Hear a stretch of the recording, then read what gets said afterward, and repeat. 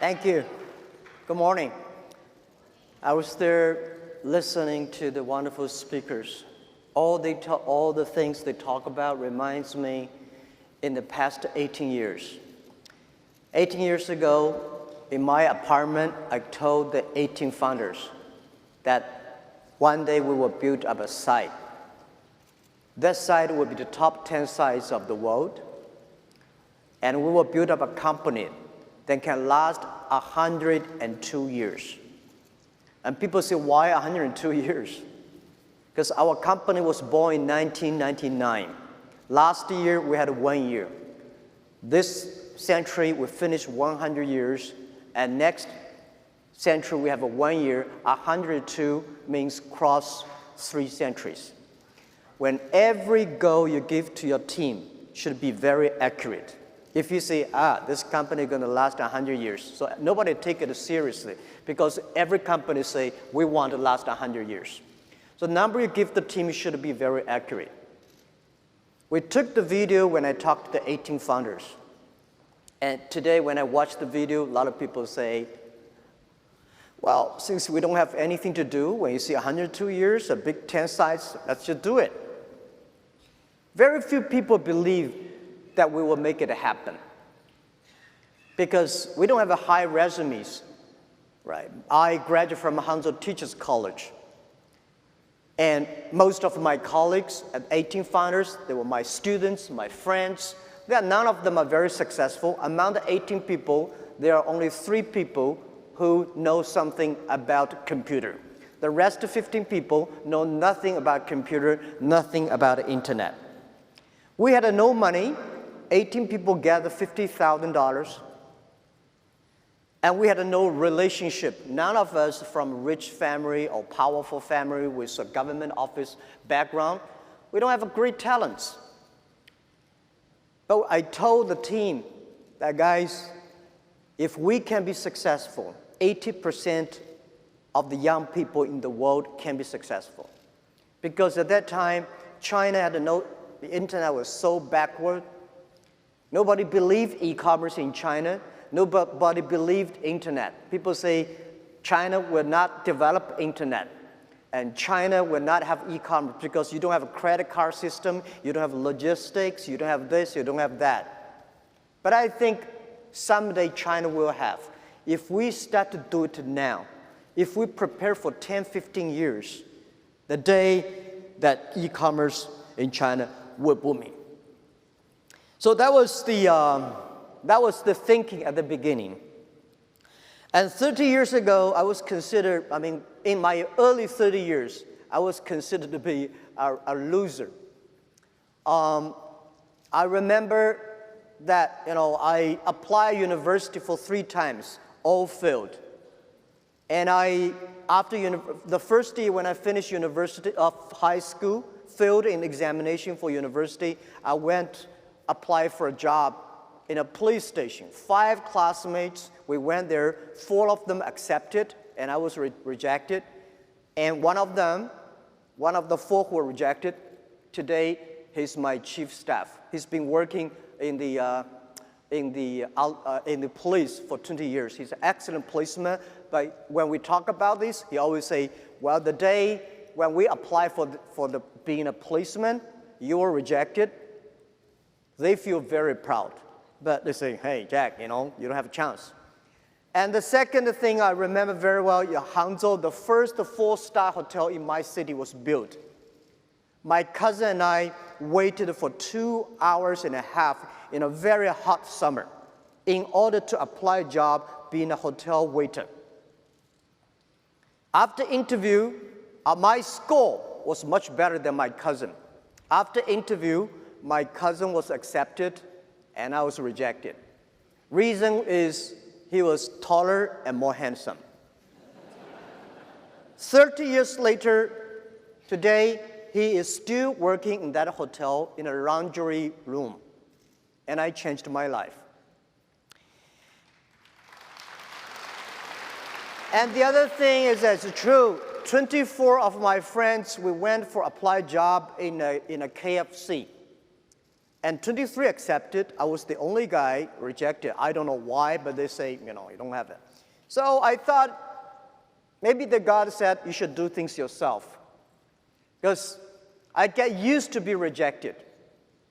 Even to today, most of the times when we fail, when we did not achieve something, I say, well, get used to it. We are the people, have to learn. We get used to being rejected. We get used to the days nobody comes to help us, support us. We should not get used to be successful. When we succeed on something, we always feel very proud and honored and thankful. Even in 1999, Joe and I, our CFO and vice chairman, and we took him to Silicon Valley and asked for venture capitalist support. We were rejected by more than 30 venture capitalists. People even did not want to listen to we talk. They say, hey, you 18 guys, none of you guys have a high resumes. None of you guys, Joe he graduated from Yale. But the other 18 guys, we don't have any background. And the story we're telling be the top 10 websites, want to make a company last 102 years, and we'll be doing e-commerce in China. People say, this guy is crazy. But we started with $50,000 US. And then, I think 2 years later, Harvard came. They want to write a case study. They spent 1 week, write a long case study and talk to me, say, Jack, this is your company. I read the case study, say, no, this is not my company. This is not what we want to do. He said, this is your company. You just did not realize that. So I say, okay, then this is my company. And the next 6 years, they put the case study in many universities in Beijing to study that they always put Alibaba and our competitors together. Every time I was invited, sitting at the back of the classroom, listen to the people talking about my company. For 6 years, every time they say Alibaba will die, that competitor will win. And 6 years later, all the competitors die, we're still surviving.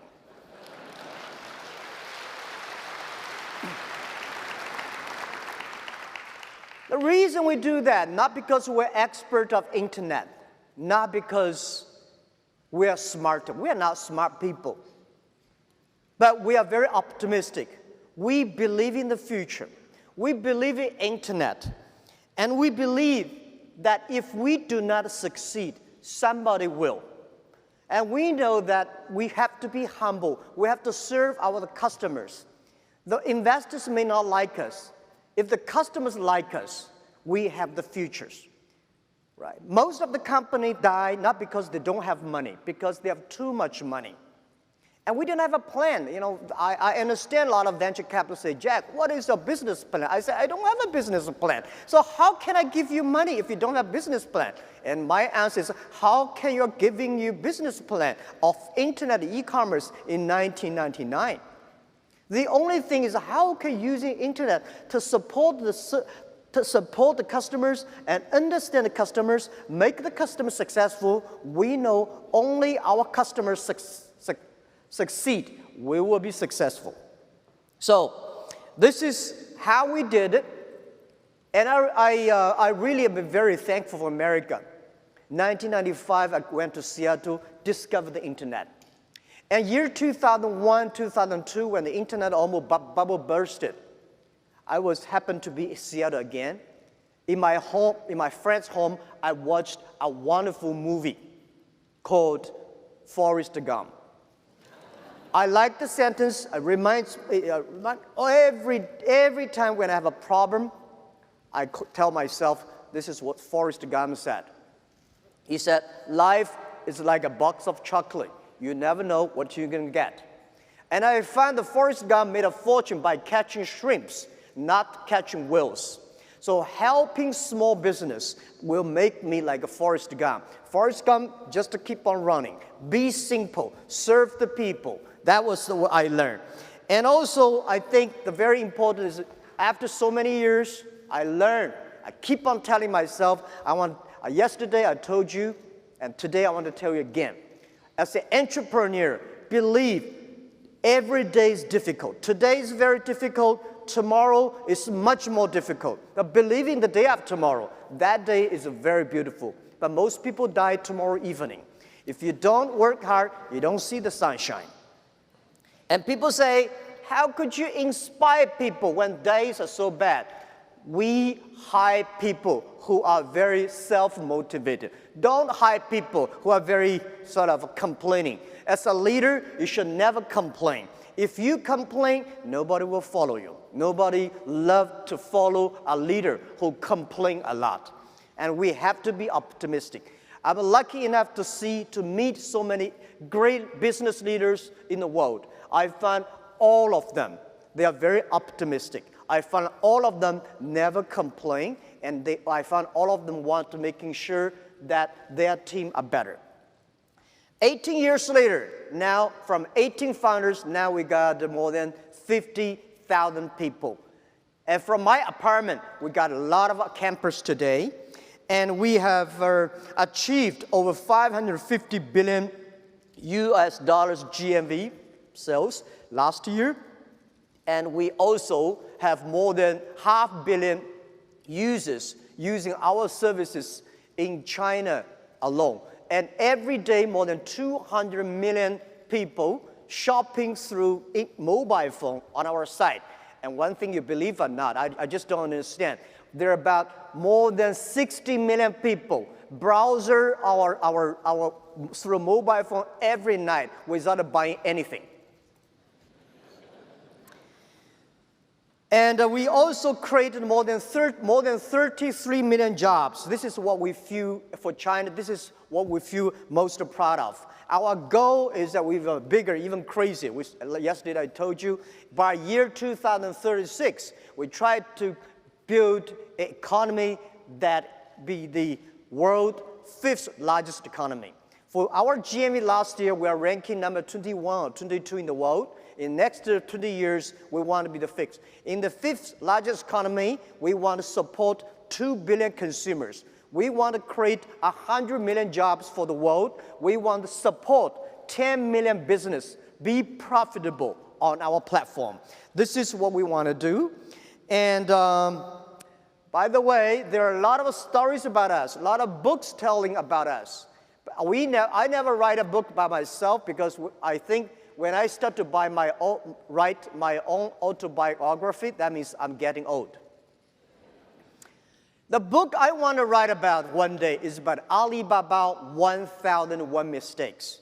We made so many mistakes, and the mistakes that we learn are the best assets we have. We made all kinds of mistakes on the financing, on the HR, on the marketing, and on the competition. We have a lot. I tell you one story was very interesting. It's every startup at the beginning when you want to be global, you have the same thing. When we started Alibaba B2B, we are helping small business to selling things across the board. So we think, which country has the best technology on the internet? We say USA. And if we are helping international trade, you need English. Which country has a very good English? USA. And which country has most of the import-export business? USA. So we say, that means we should put Alibaba headquarters, or at least a big office in America. So we decided to build up a huge office in San Francisco.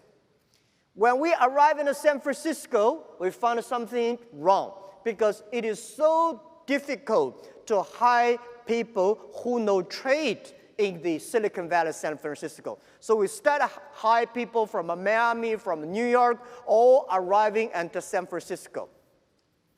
After 1 month or 2 months, we realized something wrong when we have like 30 people in our Silicon Valley office. Because those people, they know trade, but they don't know anything about the internet. Those people who know about the internet, they do not know anything about the trade. And the other thing frustrated us is that it was a beautiful story at that time, because they say China in the daytime, USA in the evening. USA in the daytime, China in the evening. So people work here in the daytime, send email there, so next day they can continue to work. It's a beautiful story, but did not work out. I later we find out that those people who know trade do not necessarily have to know English, or at least their English terrible. That's fine. People understand what you're talking about. We do not need English experts to do import-export. So we know something wrong, we say, we have to shut down the office. And I told the team, the 30 people, say, we're going to have shut down.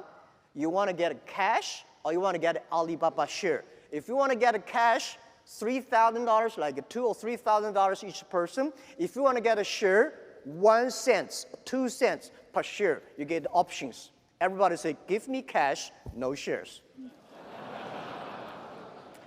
They all went home happily with $3,000. So we have a lot of mistakes we made, and a lot of colleagues also made mistakes. We survived. I would say we survived. We're not successful. We will never say, in Alibaba, we'll never say we are a successful company, because we will not say success until we survive 102 years. We just finished 18 years. There are another 84 years to go. The next 84 years, anything could happen, so we will never say we're succeeding. Because every time, I think most people here, have the same feeling. When you get a feeling of being successful, problem comes, right? So I share some of the tips why we survived. First, we have to believe in the future. We have to love the jobs we do. We have to love our customers. So if you don't have the vision for the future, it's difficult for a team to have a teamwork. Do not hire people for you to work. Hire people to work for the vision you agree on together. Especially young people, my advice that if you're 20 years old, please join a good company, find a good boss to learn how to do business. If you're 30 years old, if you want to do something yourself, try to do something yourself. When you are 40 years old, please do something that you are strong at and good at. When you're 50 years old, please spend time for the young people, giving chance for young people while you're still strong. When you're 60 years old, better spend time with your grandchildren on the beaches. This is generally speaking, and this is something that everything you do, you have to love it. If you do not like the things you're doing, your life is in trouble. All right. Second is that try to build a good team. What does a good team mean? The good team does not mean you hire excellent people from Harvard or from a multinational Fortune 500 companies. I remember when we raised the first $5 million, we think, now we have money from $50,000 to $5 million. So we should hire great people. We hired close to 10 excellent vice presidents for many multinational companies. One of the guys who are the marketing expert vice president of a big company, he gave me a business plan, a marketing plan, $12 million. And I say, hey, we only have $5 million. How could you give me a business plan for next year's budget to marketing $12 million? He said, Jack, I never make any plan below $20 million. Hire the right people, not necessarily the best people. The best people is always you train them. There's no best people in the market. The best people for you is always you train yourself. So, as I say, if you hire the people who are very good, not suitable to you, it's just like you are putting a Boeing 747 engine into a poor tractors. Neither of them are happy. The engine is not happy, the poor tractor is not happy. So find the right people. And the other thing I want to say is that making sure that you focus on the product and services. Your vision decides what kind of people are joining you. but what kind of people joining you will design the product and services. As the chairman, as the CEO, as the founder of the company, you have to be sure your customers are happy with your product and service. I know nothing about a computer. I hate high technology because people like me, when we hear about high technology, we are scared. But when we want to get the government support, we tell government we are high technology. But when we tell the consumers, users say, this is so simple. For the first 2 years, I was the product tester of Alibaba website because I know 80% of the people in the world, on the business world, like me, we just want to have a dumb click, get what I want. So many of the times when the engineers design some wonderful softwares, they feel excited, and I would test it. If I cannot use it, just to throw it into the rubbish. If I can use it, I believe 80% of people can use it. So this is what I think is important. The fourth important for a startup, remember, always customer number one, employee number two, shareholder number three. If you put it's the customer pay you the money. It's the employees that their creation, their innovation make the customer happy. I believe if the customer happy, employees are happy, the shareholders will be happy. I don't like Wall Street put the shareholder number one. When shareholder put number one, people start to cheat. Number 5, as a startup, please stay focused. I find a lot of startups, they have so many dreams, they change dreams every day. If there are 9 rabbits on the ground, if you want to catch one rabbit, don't change the rabbit, change yourself, right? Remember that. 9 rabbits, you have to stick to one rabbit until that rabbit, you got it. Don't change the rabbit all the time, you will get nothing.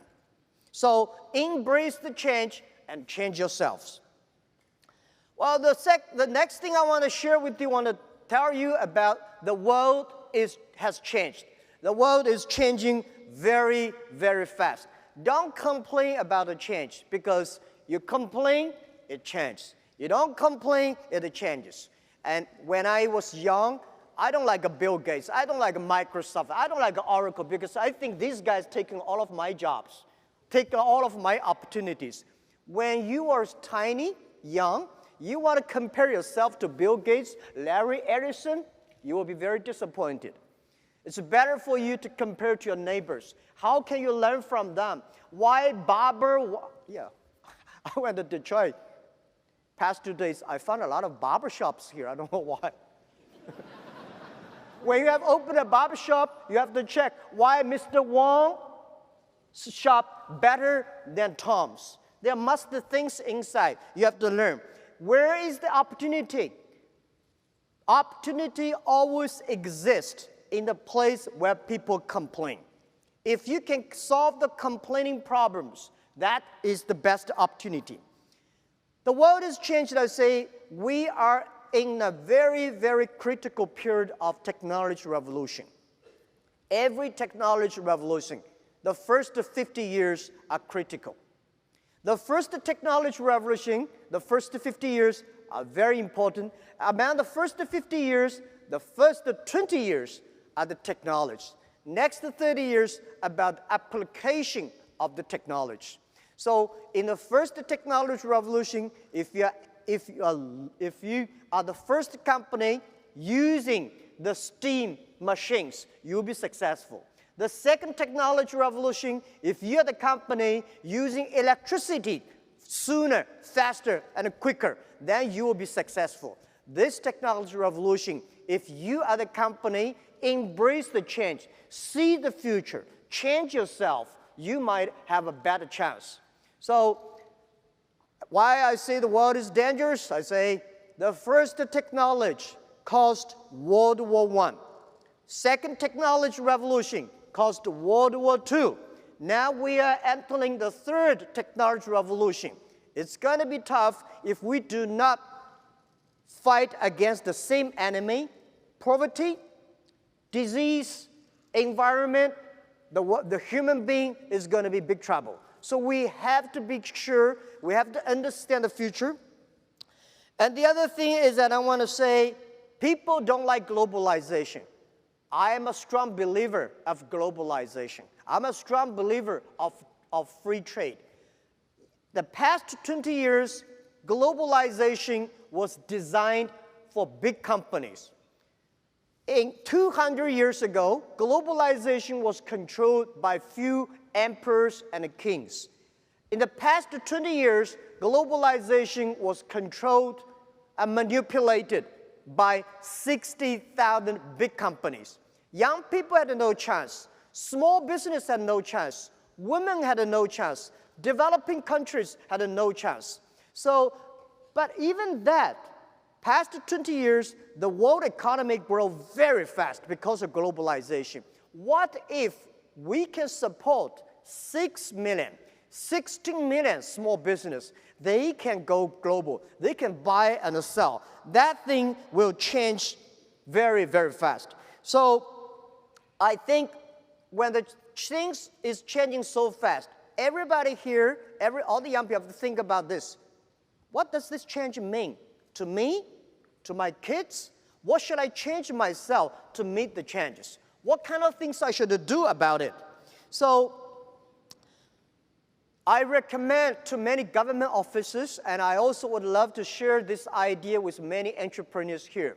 Remember, pay special attention to next 30 years.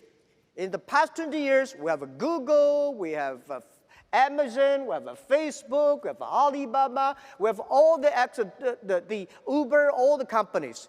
But the next 30 years are not those pure internet companies will win. Next 30 years are those companies who can make use of the internet. Using internet well, those companies will win. So please pay special attention to the next 30 years. Please pay special attention to those people who are below 30 years old. Today, there are about 1.7 billion people in the world using internet. And most of those people are below 30 years. Those people who are below 30 years old, they are the internet generation.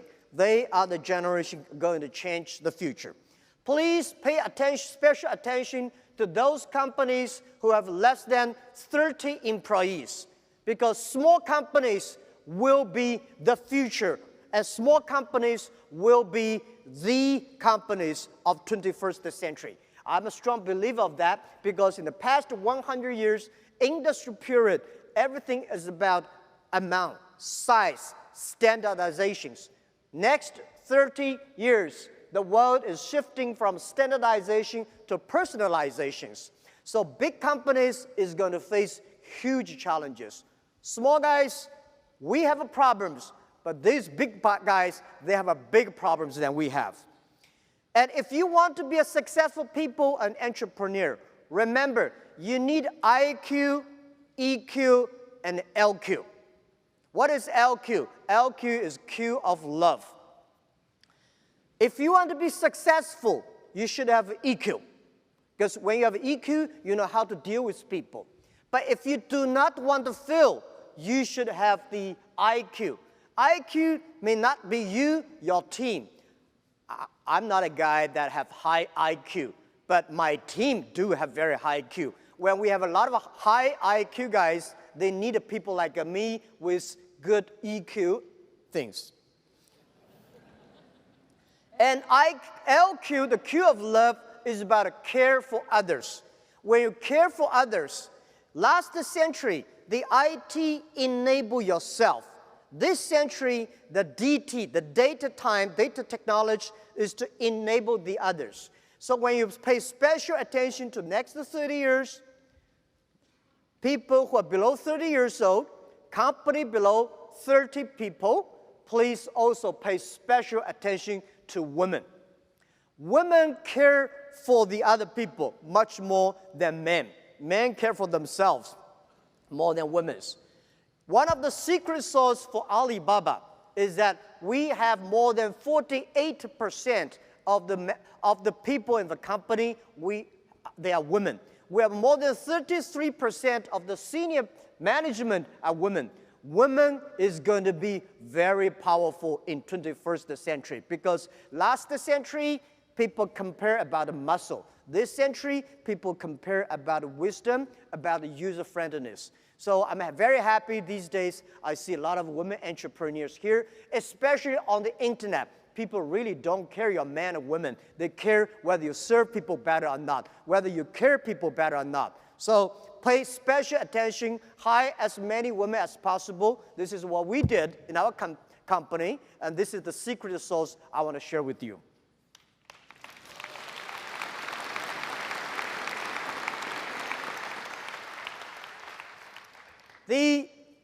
The other thing I want to say, please rediscover China.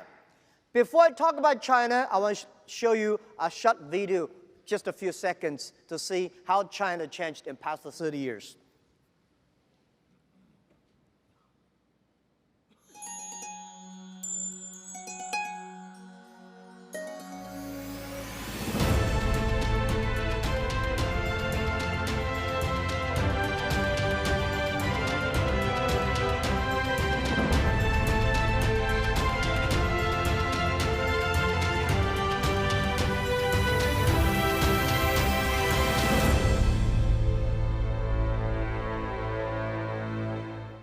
This is Shanghai today, 1990. Less than 30 years ago, Shanghai was nothing, just a piece of, a farmland. But within 30 years, China made a city like Shanghai like this. We have a lot of cities like that developing the past 30 years, grow so tremendously. When we came here, people prepared some videos. I asked a lot of Americans, what do you think about China? They think, panda, bicycles, Great Walls, Tai Chi. I say, know these things. China has changed. We, from nobody, today become the second largest economy of the world. Thanks to the globalization, thanks to America, thanks to Europe, thanks to the people's hard working and partnership. 1972, when Nixon and Mao Zedong signed an agreement, opened the chapter of a political partnership between China and the USA, China did grow very fast. People like me, I was born in Hangzhou, the city where Nixon visited in 1972. I was like 8 years old. Because of that, Hangzhou became an open city. Because of that, we have a lot of American tourists to come to Hangzhou. I start to learn English, giving free tour to those American visitors. And I learned to think different because everything I learned from the books are so different from the things I heard from the American visitors. I know there's a world that is totally different than the other side of the world. In the past 30 years, China embraced the change.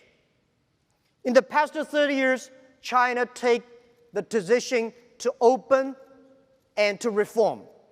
In the past 30 years, China opened globalization, which today, I think globalization was the name created by Americans.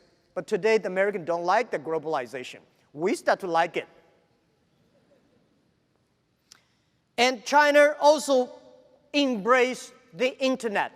If America was a country on wheels, China today is a country on the internet or on the mobile phones. And China started to learn from America in the past 30 years. We learn from America, we learn from Europe, we learn from America with great appreciation. People like me, I never got a one-day train in America, but I believe I know much about American than most of the Chinese, maybe more than some of the Americans. I respect the culture. We learn today in China, in Beijing, Shanghai, or Guangzhou, big cities, when you pick up 100 young people, you will find 80 of them can speak at least 50 English words. If you go to Washington, New York, San Francisco, if you pick up 100 young people in America, how many of them can speak more than 10 Chinese words, except from 谢谢? When you learn, when you embrace the change, you have the chance. People start to complain about globalization. I think globalization, nobody can stop it. It will continue to do. The only thing is that how you can change yourself to embrace it. And our China manufacturing is going good. It's doing pretty good in the past 30 years because the Chinese manufacturer study American consumers. They try to making sure the American, European, the global consumers love their products. China has changed. But I think America is a great country. American dreams, the Alibaba dream was get from the American dreams. 1985. I learned so much. I read so many books. I read the GE way. I understand the eBay. I understand the IBM. All the things we try to learn. And next to 30 years, China is going to be much faster growth. Past the 30 years, American economy was the engine of the global economy. I believe the next 30 years, America still will be the leading engine of the global economy. But China is going to be another big engine for the global economy. China is shifting from exporting to importing. We have 1.4 billion people. We have more than 300 million middle class. You know how many people Chinese people traveling around the world every year? Last year, nearly 150 million Chinese people traveling outside China. 150 million people. This is a moving nation around the world. And in next 10, 15 years, China is going to have 500 to 600 million middle class. The demanding for high quality products, high service products is huge. And I would say that think about what does that mean? Well, before how many cities in America has more than 1 million population? You know any idea? 10. How many cities in China has more than 1 million population?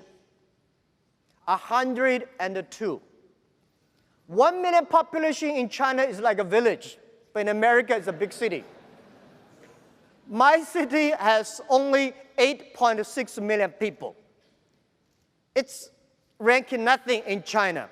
But the demanding population, middle class, means so much. Imagine the Chinese government announced that in next 5 years, they are going to import $8 trillion US. What does $8 trillion US mean? I think China will import much more than 8 trillion, at least 10 trillion US in the next 5 years. You know how many pigs China eat every year? 600 million pigs a year. Luckily, human beings are eating pigs, not a pig eating human beings. 600 million pigs.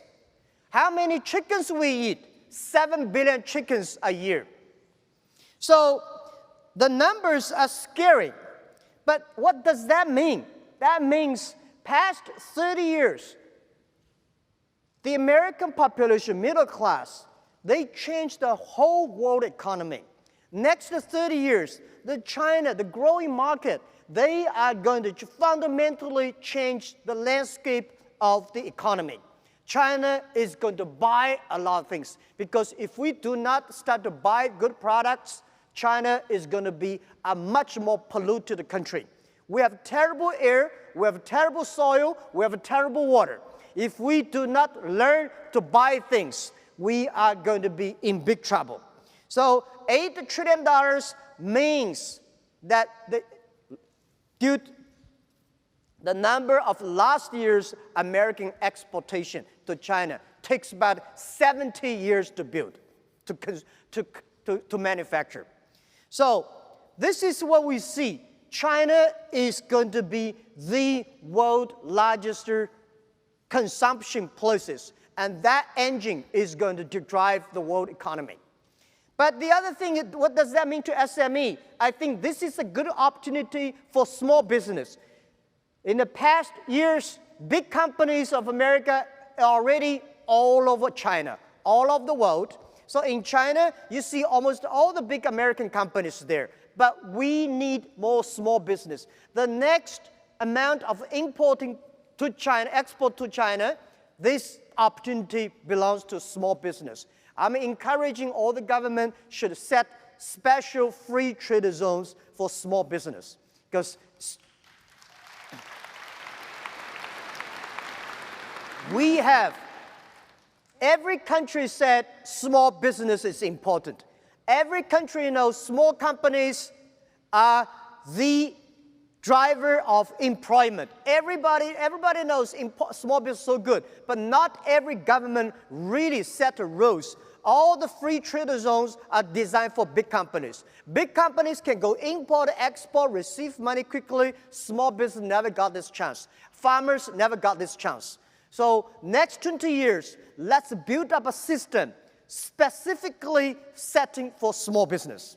And this is why I'm flying all around the world. Last year, 870 hours, meeting more than 40 government senior leaders. And this year, I'm going to fly more than 1,000 hours. Continue to evangelize, because if we believe it, we have to make it happen.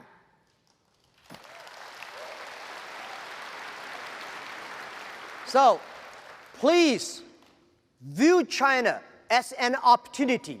I'm so happy about President Xi Jinping and President Donald Trump, the wonderful dialogue they had.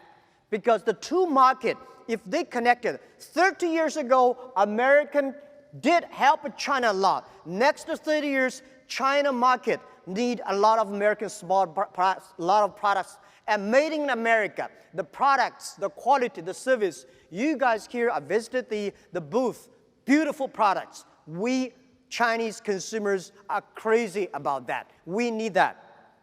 So, how can you do business with China? First, doing business is never easy.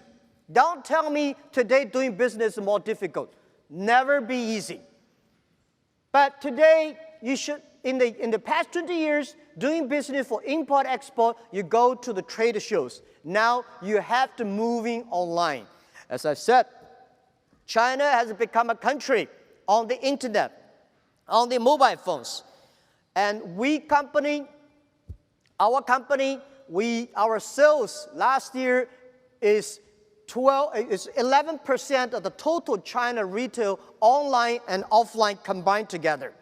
And I tell you that November 11, that is the singlest day we created for the world, for the consumers. Last year, one day alone, we sold $17.8 billion US. And a few days ago, June 18th, we sold 2 million lipsticks with less than 10 minutes. So everything goes on so quick and fast. And 3 days ago, we sold 200 tons of milk powder within less than 5 minutes. So people started shopping online. As I said, 200 million people start to shopping through mobile phone every day. And we are delivering, for our company alone, we are helping delivering over 60 million packages per day, which we foresee that in 10 years, the world in China, the logistics company will deliver at least 1 billion packages per day. So this is how the world changed. Doing business, if you're using the traditional way, I don't think it will work. If you're using the internet, there's a better way. Take, for example, Indian government said, Jack, we want to make 50% or 60% of the Indian people have a bank account. My suggestion is that if you're using the traditional banking system, it won't work. So we give our technology mobile payment. Less than 2 years, we have 250 million Indian people using mobile payment today, that in Asia. So think about internet is the opportunity for small business. Do not think about the internet as just e-commerce. Think about internet as e-business. It's better, do not only think about a sell. You should find you design, or let some people in France design, let people in China manufacture it, let some people in the Africa to get the raw materials. So small business, remember, past 20 years, only multinational companies are able to have this kind of international business ecosystem. Today, with the internet, we are able to do this. And it's the opportunity, everything big companies can do in the past 20 years. Today, small business can do it. In the past 20 years, big companies, they have all the money to do the IT, they have all the money, have a lot of office around the world. Today, small business, using internet, e-business, you can do things the same in a very cost-effective way. Last I want to share with you is global buy, global sell is going to be happen in next 10 years. So think about anybody in America, if you want to buy things online, buy a salmon in Norway, you want to buy some coconuts in Thailand, within 72 hours, you will receive it. Our goal is making sure that in next 10 years, anywhere, anybody in the world, if you place an order online, within 72 hours, you will receive it.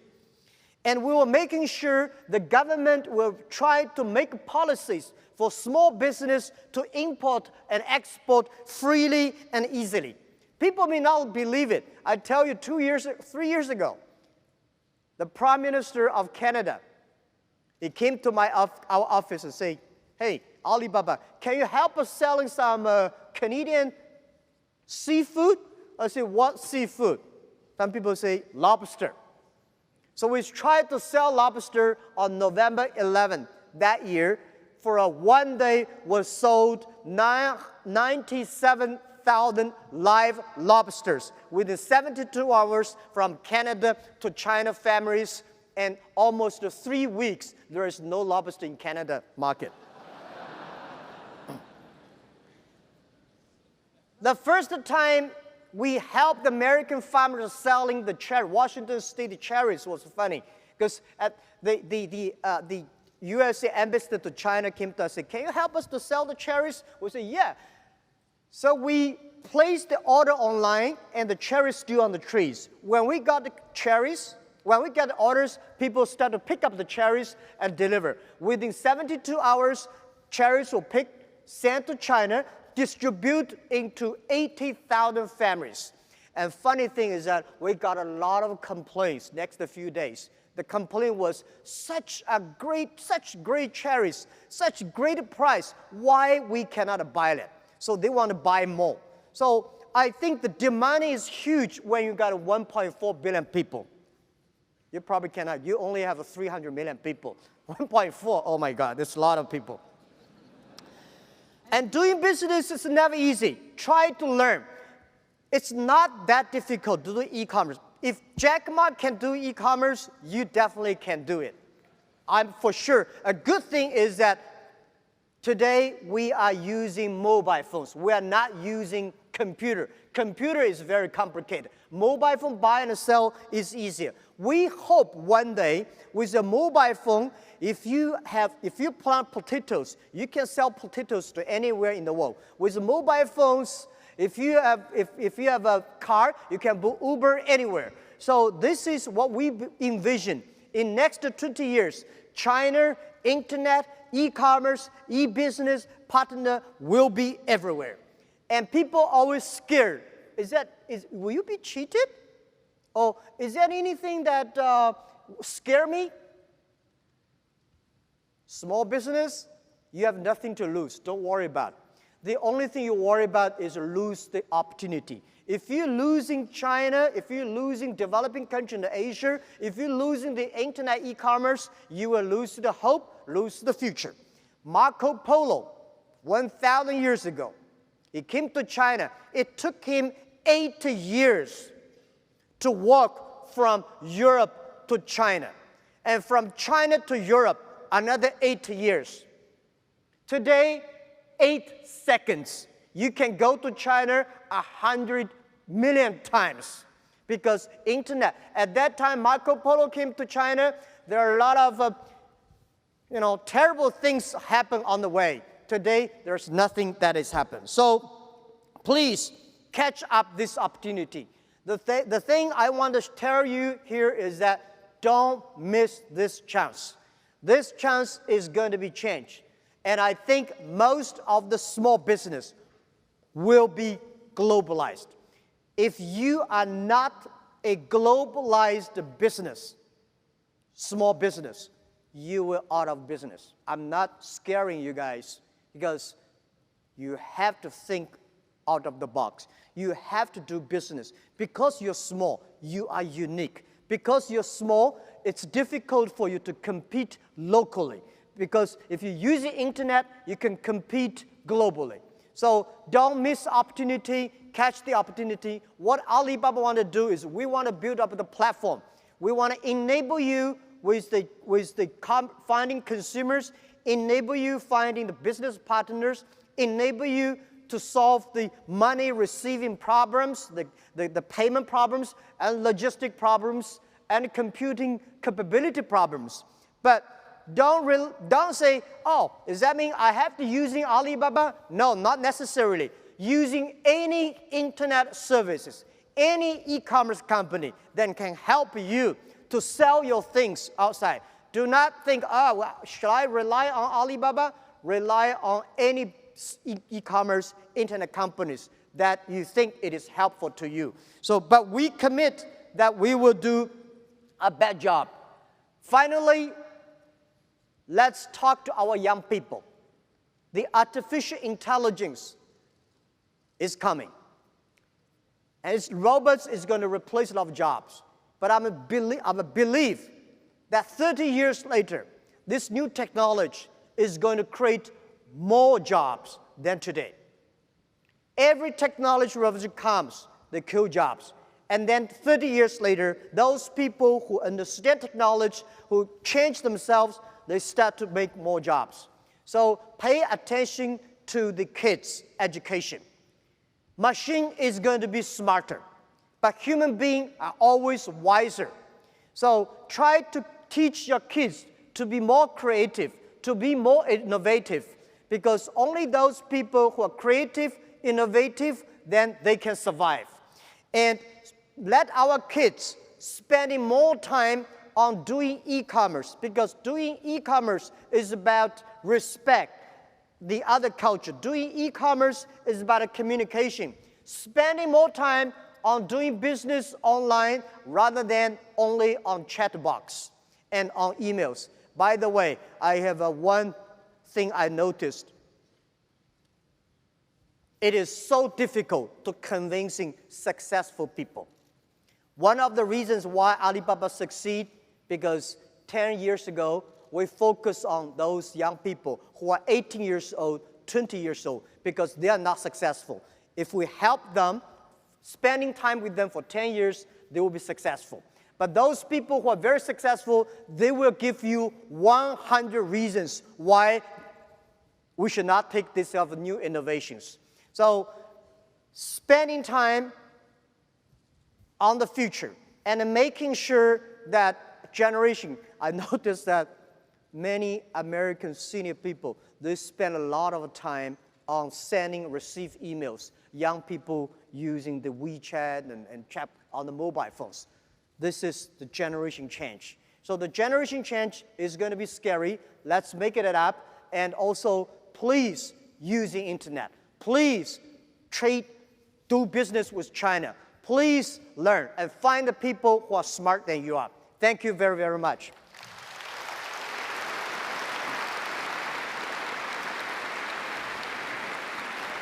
Okay, Jack. I know I'm not Charlie Rose, but I want to ask you a couple quick questions, if that's okay. You're not done yet. You've got thousands of business owners in this audience, thousands of entrepreneurs. What do you want them to take away from this experience? Yeah, don't miss the opportunity. I think the next 30 years is the opportunity for people like us. The big companies, they have to looking for a way to survive. But we have to look a way to expand our business, to finding more partners. And I think China is the best opportunity. Internet is the best opportunity. Don't miss it. This is what I want to say. Just try to learn. Just like when I open the internet, my friend in Seattle say, Jack, just to type in the word, it's not a bomb. So go do business. And I'm dying to know what's next for Jack Ma. I will go back to teach. At Harvard? They will be begging, I'm sure. I think that I will go back to teach in the entrepreneur schools, share with them the 1,001 mistakes. And I also would love to spend more time on the things I like, the environment protection, all these things. Because I don't think next 5 years I'll be strong, or 10 years I'll be strong enough to operate, to govern such a big economy. We should leave more opportunities for young people. And I think the world belongs to the young people. The world belongs to those people below 30 years old, the company who are below 30 employees. So I want to do the things that I'm good at, that is being a teacher. Well, we're glad that you didn't make it into the police department or KFC. And we thank you so much for sharing your wisdom and giving us an opportunity to learn about how to do business in China. Thank you so much, Jack Ma, for this event. Thank you very much. Thank you.